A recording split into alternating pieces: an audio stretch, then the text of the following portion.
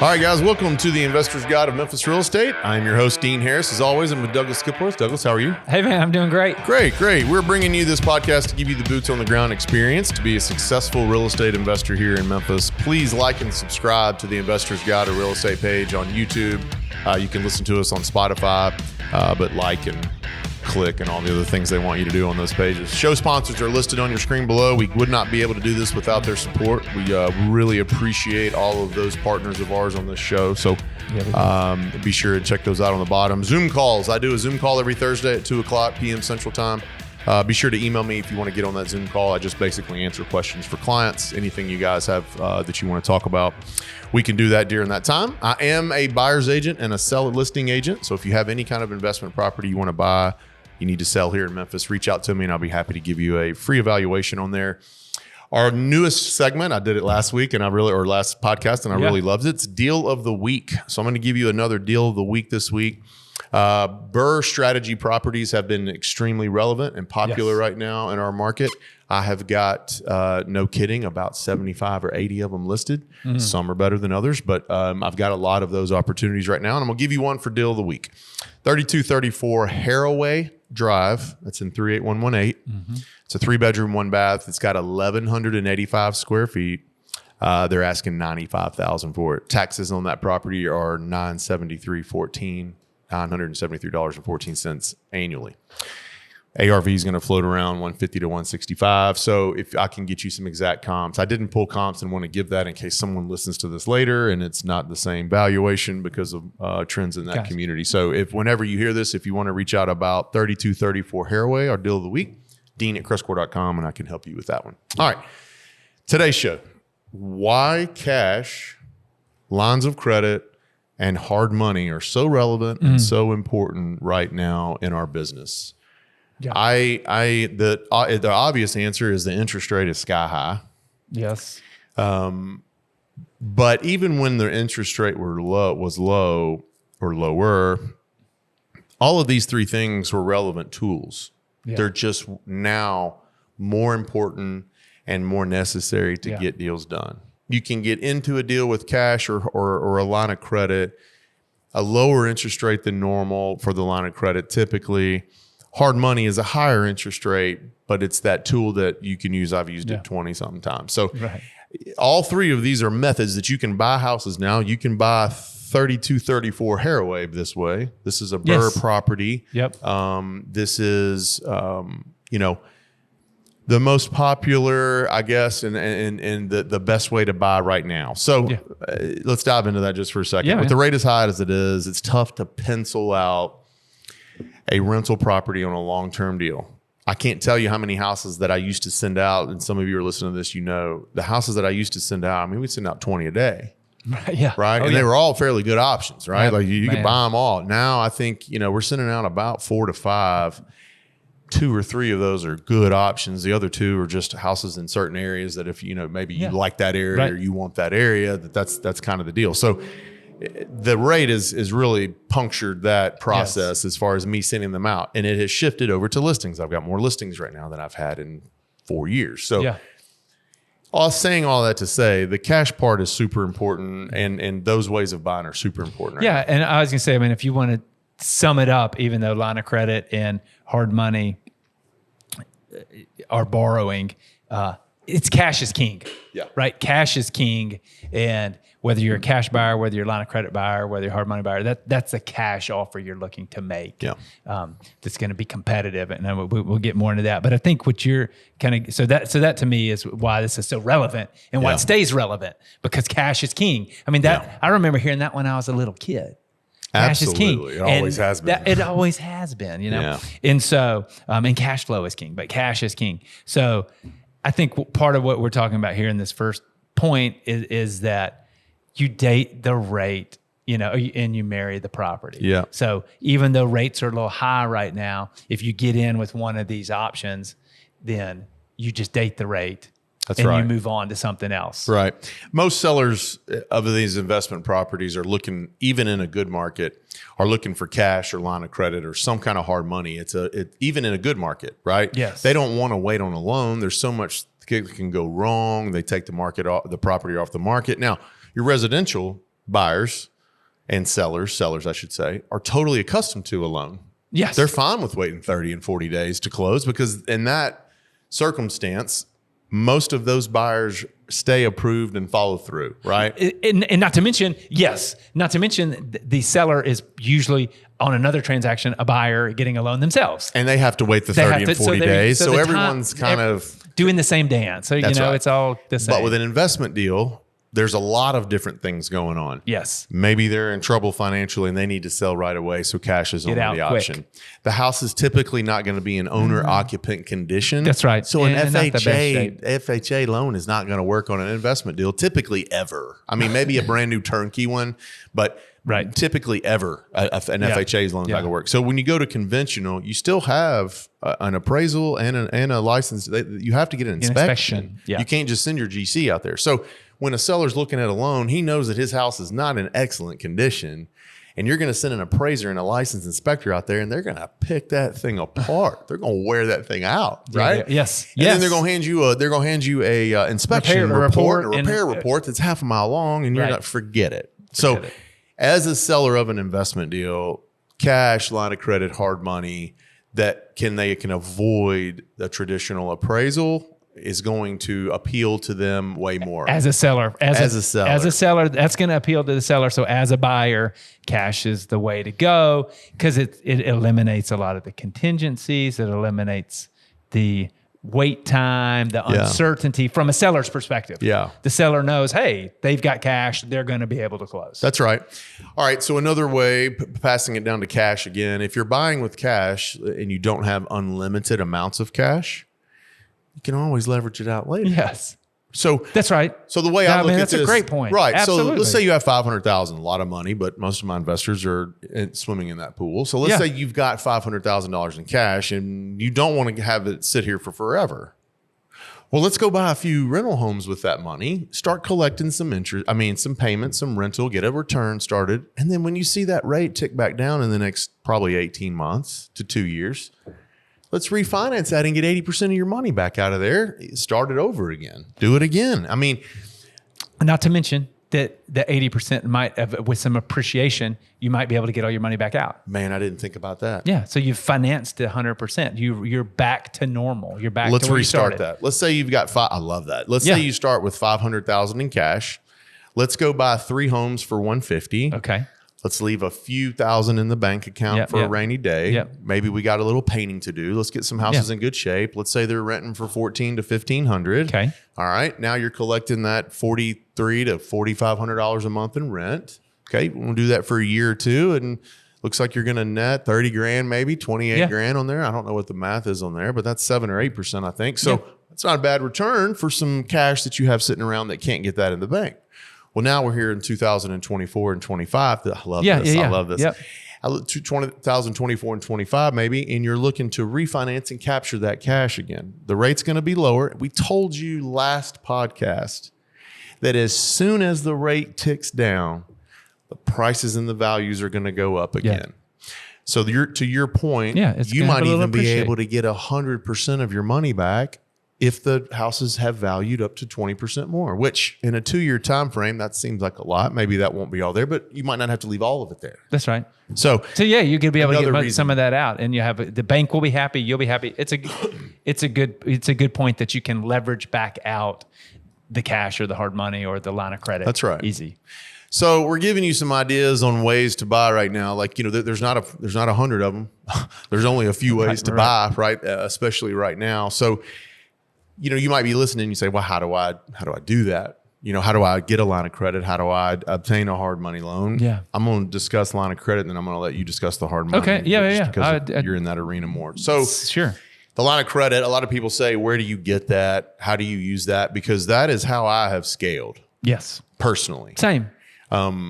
The first few years I was buying rental properties, I did not make the money that I'm making now. That was earlier on in my career. I wasn't able just to walk into the bank and strut in there and get a loan. I really still can't do that. But so then it was like, hey, I need to start and try this system and start to work it and see what happens. Well, as I went on, they could see how I was scaling. And then I began to say, all right, I need to get a line of credit instead of hard money instead of this. I graduated from that.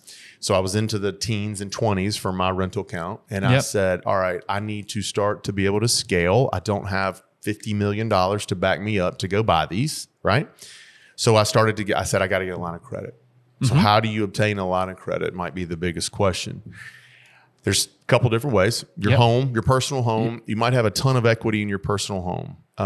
You can go and obtain a line of credit on your home. You can use that here, repay that back just like you had there. The interest rate's going to be a little higher than maybe in some other areas, but you can still use that line of credit on your home. Yes. You guys are listening in California. A lot of you have got equity. That's the biggest play out west. You're going to have some equity in your home. Maybe it's time to go to your local bank and figure out if you can use it. That's 100% how I started. Using your personal home. Had a mortgage, paid that mortgage down a little bit while the house was appreciating. So the equity started here, and as the mortgage went down and the appreciation went up, the equity built up. Yeah. Then I went to the bank and asked for a home equity line of credit. Yeah. And they said, sure. And then you went and bought houses with it, rehab them, refinance it right out of there. And just refinance, use the line to buy the house and fix it up, then take it to the bank and put it on a long-term note, pay back the line of credit, and you're starting over. And you just keep doing that.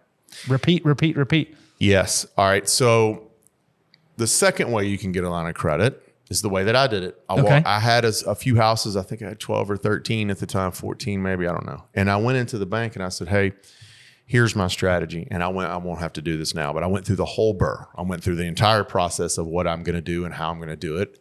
And he looked at me at the end and he said, that sounds like a great idea. This banker hadn't specifically heard about the burr property, right? So he went in and I said, this is what I'm going to do. He said, Dean, we can start you out with a $150,000 line of credit. He goes, can that get you started? I was like, absolutely. I was like, of course.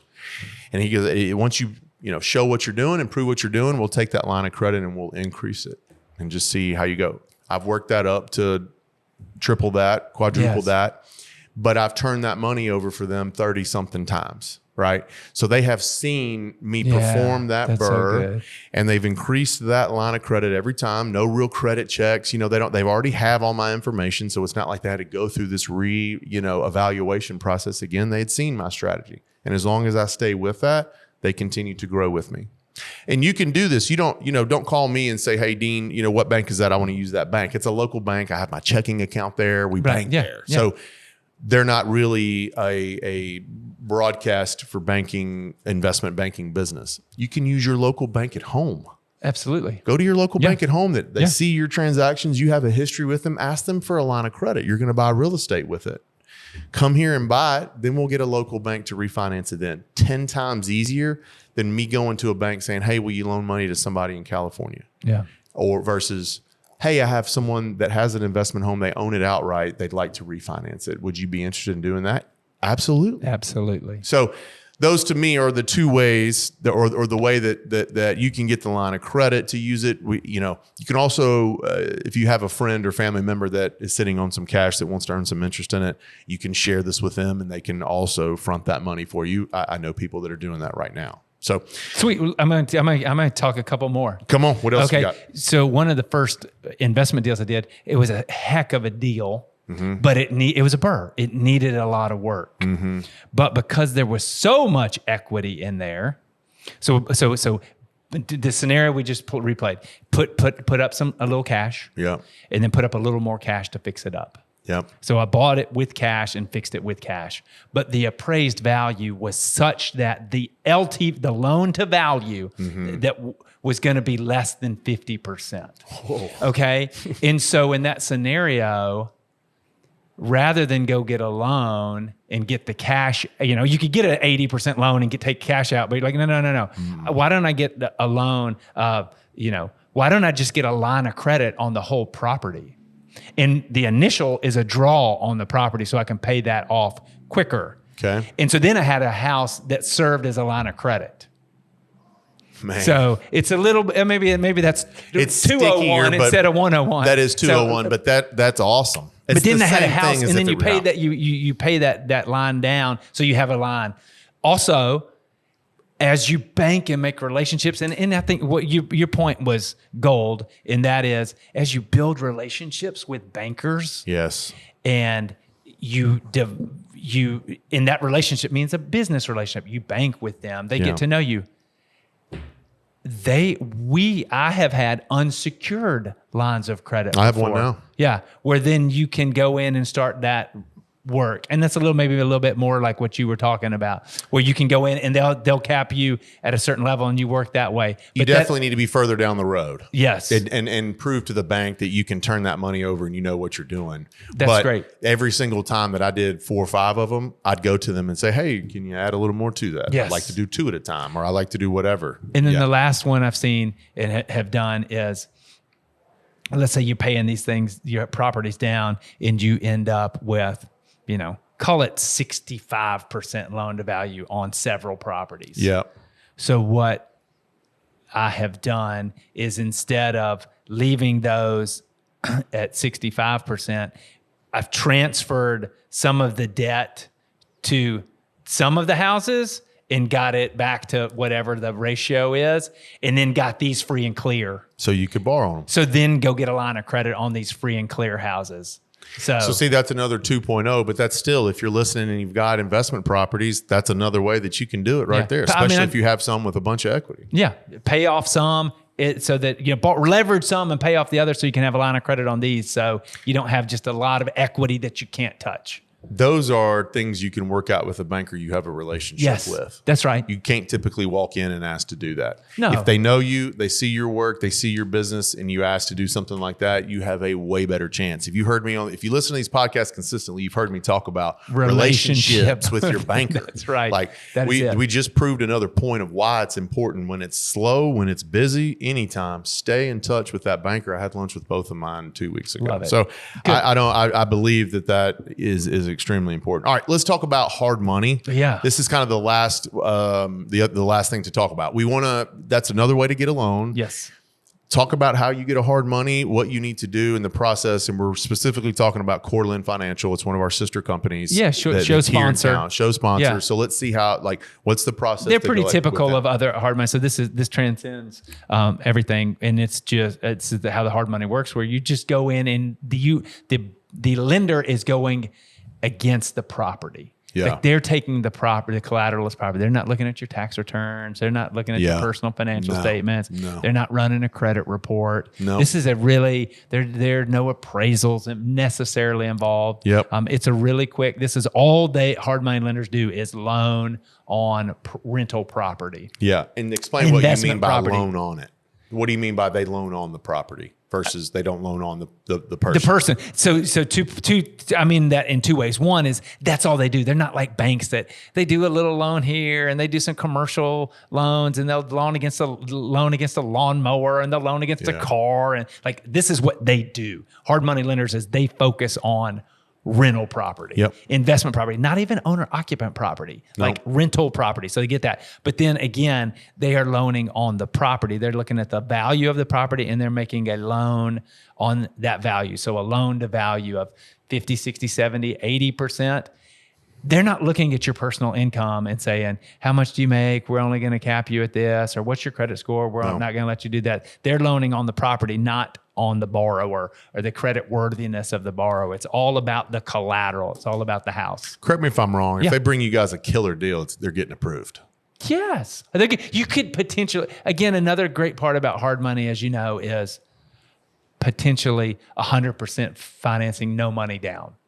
So a killer deal comes in, you got no money down, and then it's short term, so you got to figure out what you're going to do. Are you going to flip it, or are you going to go refinance it into a long term and get all your cash out? If you're listening, you're an investor and you don't have any money, you have no excuse not to get started. If you find a killer deal, you can bring it to a company like Cortland, and in all likelihood, you're getting the loan. For sure. Yeah. No, so that's if what you're it is. Sitting there listening, tool. I don't have $200K. I don't have a rich family member. I don't have the ability to go to my local bank and get a $100,000 line of credit. That's cool. Not everybody does. Yeah. Right. If you listen to the podcast, you heard me talk about a fireman that doesn't make great money, that's got over $1 million worth of real estate. I think it's 10 houses. Right. How did he do it? He bird. He developed a relationship with his local bank in Southern California, and he bird here. Yeah. He's a fireman. So you have no excuse, really, to me, if you're a wannabe investor or you're an investor that's strapped for cash to buy new properties. You have no reason or no excuse, in my opinion. with the hard money availability here. You need a deal. It's expensive, but there's a way to get a loan and to obtain a property and then turn around and roll that back into a long-term bank. Yeah. We sit here and talk about it. And I think your point is like, don't get stuck sitting on the sidelines. No. We have tools and you've got experience. Yeah. Our show sponsors have experience that can help anybody get off the bench and get into the game. That's exactly right. Anything else? No, man. Hey, this was great. How to use these lines of credit and hard money, I think, is so relevant right now with the interest rates as high as it is. I thought this was so important. Email me, Dean at CrestCore.com. Check out all our show sponsors and the deal of the week. We'll see you guys next time. Yeah.